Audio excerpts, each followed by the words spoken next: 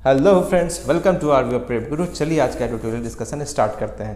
पहला है national security act 1980 को लेकर में हाल ही फॉर्मर सिविल सर्वेंट्स ने यह डिमांड किया है कि नेशनल सिक्योरिटी एक्ट का जो गलत इस्तेमाल किया जा रहा है उसे बंद किया जाए, और उन्होंने इस एक्ट को ड्रैकोनियन कहा है, draconian preventive detention law.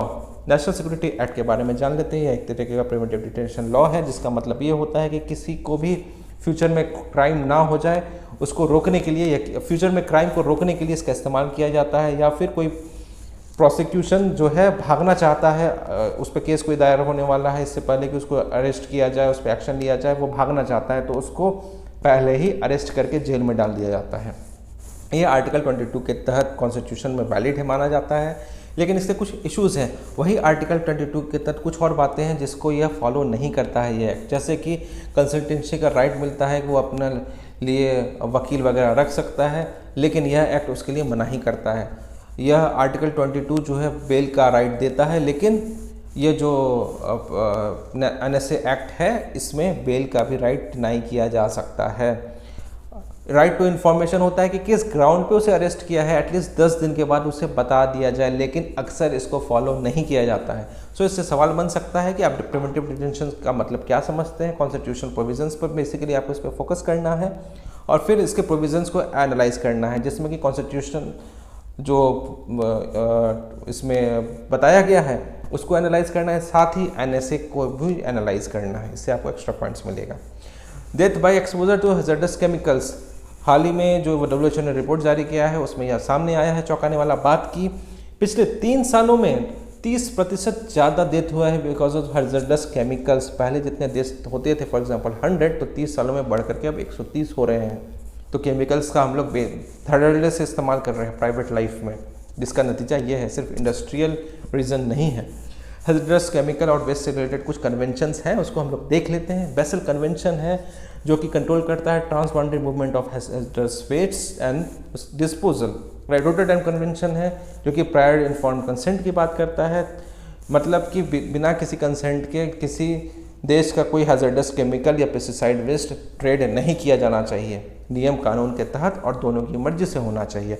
Next है Stockholm convention on persistent organic pollutants. Persistent organic pollutants मतलब उस तरीके का केमिकल्स जो किसी लिविंग ऑर्गेनिज्म पे चले जाते हैं तो वहीं पे वो बैठे रहते हैं, वो मेटाबॉलिज्म से बाहर नहीं निकल पाते हैं, जिसके नतीजा ये होता है कि वक्त के साथ वो बढ़ता जाता है, यानी इसको कहते हैं बायो एक्यूमुलेशन, बायो मैग्निफिकेशन भी बोलते हैं इसको। चलिए ट्रिक से याद करते हैं, कुछ एब्सर्ड इमेजिनेशन करते हैं। मान लीजिए एक शिप है, राइट। शिप के बेस में बहुत सारे हैजर्डस वेस्ट का जो है एक जगह से दूसरे जगह लीगली ट्रांसफ़र किया जाता है।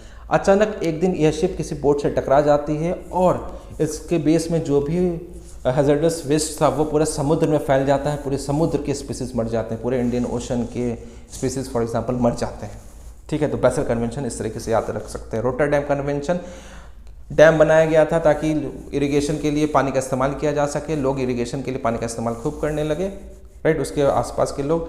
और लेकिन इंसेक्ट्स और पेस्ट बहुत होते थे वहाँ पर, तो वो मारने के उनको पेस्टिसाइड का इस्तेमाल करते थे, उससे भी मन नहीं भरता था तो धड़ल्ले से हैजर्डस वेस्ट का इस्तेमाल करते थे। नतीजा ये हुआ कि जो डैम में जो पानी था उसमें खूब सारा केमिकल भर गया, राइट, और ये केमिकल चिपकते डैम को गलाने लगे और डैम भी रोटन हो गया, सड़ गया, रोटन डैम, राइट। तो हैजर्डस केमिकल एंड पेस्टिसाइड्स के लिए इस्तेमाल होता है प्रायर इन्फॉर्मेशन कंसेंट। नेक्स्ट है स्टॉकहोम कन्वेंशन। स्टॉकहोम कन्वेंशन को याद कर सकते हैं Sherlock Holmes, Sherlock S for Sherlock, Holmes, right. वो इसकी फिल्म्स आपने देखे होंगे तो पाया होगा कि ये कई सारे केमिकल्स पे एक्सपेरिमेंट करता रहता है, और ये ऐसे ही अपने घर पे किसी जानवरों पे एक्सपेरिमेंट्स कर रहा था, तो बहुत सारे जानवर इस केमिकल एक्सपेरिमेंट में मारे गए, लेकिन वो अपने काम में इतना मशगूल था कि कितने सारे ऑर्गेनिक स्पीसीज मर गए उसके घर में।